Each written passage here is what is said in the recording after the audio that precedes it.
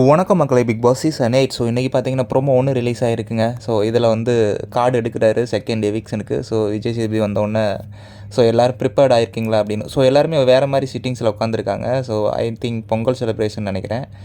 So என்ன அப்படின்னு பார்த்தீங்கன்னா, வந்தோடனே எல்லோரும் ப்ரிப்பேர்டாக இருக்கீங்களா, இந்த வாரம் வெளியே போகிறவர் வந்து உங்கள் ஃபேமிலியோட பொங்கல் கொண்டாடட்டும் அப்படின்னு வந்து சொல்லிட்டு வந்து அந்த கார்டு எடுக்கிறாரு. ஸோ எல்லாருக்குமே ஷாக்கிங்.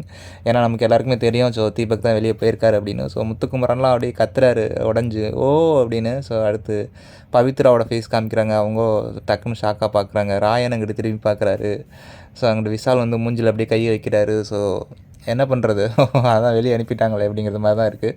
ஸோ ஏன்னா முத்துக்குமரன் ஏன்னா அவர் வந்து ஒரு இதில் கூட சொல்லியிருப்பார், என் வீட்டுக்கு இந்த பிக் பாஸ் வீட்டு விட்டு தனியாக வெளியே போனதுக்கப்புறம் லைஃப் லாங் நான் ஒருத்தரோட தொடர்ந்து இருக்கணும் அப்படின்னு விருப்பப்படுறேன்னா அது வந்து நம்ம தீபக் அண்ணாவோட தான் அப்படின்னு சொல்லி முத்துக்குமரன் கூட சொல்லியிருப்பார். ஸோ எனிவே பிக் பாஸ் வீடுங்கிறது இன்னும் ஒன் வீக் தான் இருக்குது. பட் தீபக் வந்து டைட்டில் வின்னர் அப்படிங்கிறத தாண்டி வந்து ஒரு எல்லாரோடைய மக்கள் மனதையும் ஒரு வென்றுட்டார் அப்படின்னு தான் சொல்ல முடியும். ஸோ அவரோட இந்த ப்ரீ டாஸ்கில் எல்லா பேரண்ட்ஸ் வந்தப்போ கூட எல்லாருமே சொன்ன விஷயம் வந்து நீங்கள் வந்து நல்ல மனிதர் அப்படின்னு வந்து எல்லாருமே சொல்லிட்டு போயிருந்தாங்க.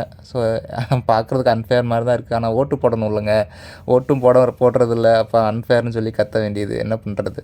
ஸோ ஓகே, பார்க்கலாம் அடுத்து என்ன நடக்குது அப்படின்னு. ஸோ நம்ம தர்சிகா அன்சி அவங்க அந்த செகண்ட் வீக் வருவாங்களா அப்படிங்கிறத பற்றி யாராக்காவது தெரிஞ்சால் கமெண்ட் பண்ணுங்கள். தேங்க்யூ.